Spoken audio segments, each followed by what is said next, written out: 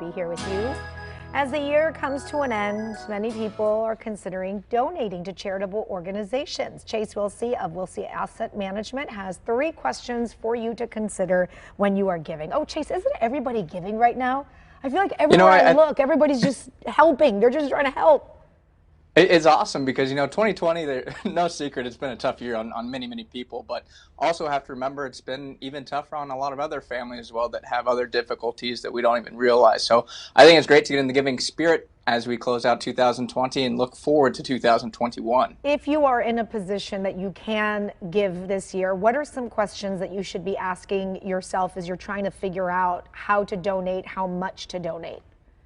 Yeah, so the first thing I look at here is, are my donations deductible? I mean, if you just give on, like, let's say a GoFundMe, just give cash to someone, that's not going to be a financial benefit to you. It's a nice thing to do, but you don't know exactly where the money's going always. I always recommend looking on the IRS to make sure the company is a 501c3 and they are registered there. Now, the interesting thing is, most of the time in the past, you had to itemize on your tax return to deduct charitable contributions. But with the CARES Act, one lesser known kind of provision in it is now you don't have to itemize. You get up to $300 even if you take the standard deduction. So I recommend, hey, if you have the ability, take advantage of that. Give $300 to a nice charity there and you get a tax deduction for that. It's a nice thing to do. There are some companies and some organizations that I've been hearing are matching donations. How incredible is that? Oh, I mean, it's just phenomenal. And I was blown away by this. About 65% of the Fortune 500 companies do actually do that matching donation for people. I mean, that's just phenomenal. Such a great thing that companies offer to their employees.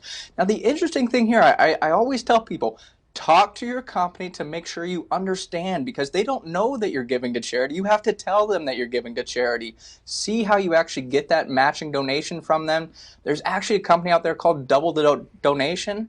They estimate that about $4 to $7 billion a year goes unclaimed when people give to charity. I mean, it's something you have to understand as part of your benefit package as an employee. I didn't even know that. We got to look up all that stuff, because that's like double the money. Exactly. Are there other ways to donate besides giving money right now? There's a couple other ways that I look at. Number one, donate stock, ETFs, mutual funds, your investments. If you have a brokerage account, you can donate that stock or ETF or mutual fund to the charity. The reason that's a big benefit to you, if it's in a brokerage account, you generally have to pay taxes on those capital gains. So let's say you buy a stock at 10, it goes to 20. Generally, you have to pay $10 worth of taxes. Well, if you donate that $20 stock now, you bypass that taxable gain and that charity now gets that benefit. So that's the first one I look at. Huge benefit there. The second one I'm looking at is called the QCD, which is called a Qualified Charitable Distribution. When you get to age 72, you have what's known as an RMD, required minimum distribution. You have to take that out of your IRA and you pay taxes on it. But there's a lot of people, a lot of our clients even, they say, I don't really need that money as income right now. Well, if you don't need it, you can give it to charity. This way you don't pay any taxes on that distribution.